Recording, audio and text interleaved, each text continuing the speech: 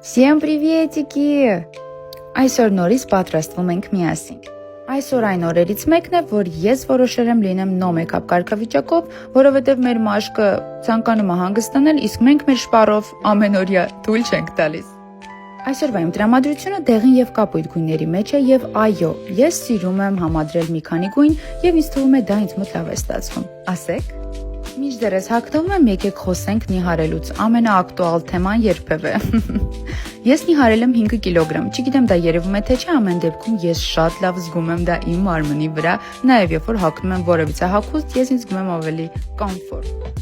Ինչևէ աղջիկներ, փորձեք ճիշտ սնվել, կերեք այն ամենի ինչը որ դուք շատ եք սիրում, բայց քիչ քանակով եւ իհարկե կնիհարեք։ Գիտեմ, որ այդ հարցը հաստատ տալու եք, դրա համար որոշեցի հենց այսպես պատասխանել։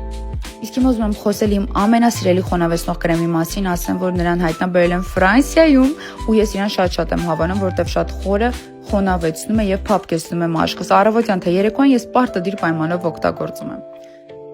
Եթե նկատել եք, ես առանց զարդի երբևիցե տանից դուրս չեմ գալիս։ Այո, ես սիրում եմ զարդեր։ Զարդերը վերցրեցինք, հագան կոշիկները, ընտրեցինք ակնոցը եւ իհարկե պայուսակը եւ մեր վերջնական լուքը պատրաստ է։ Վայ, բան եմ մոռացել։ Այո, ճիշտ գուշակեցիք, օծանելիքը։ Գժվում եմ Cartier այս օծանելիքի համար շատ անուշոտ են։ Արդեն պատրաստ եմ։ Դուք գնահատեք իմ լուքը 1-ից 10 մեկնաբանություններում, իսկ ես գնացի։ Շնորհակալ եմ միջևեր վիդեո հոլովակը նայելու համար, բոլորիդ լավ օր։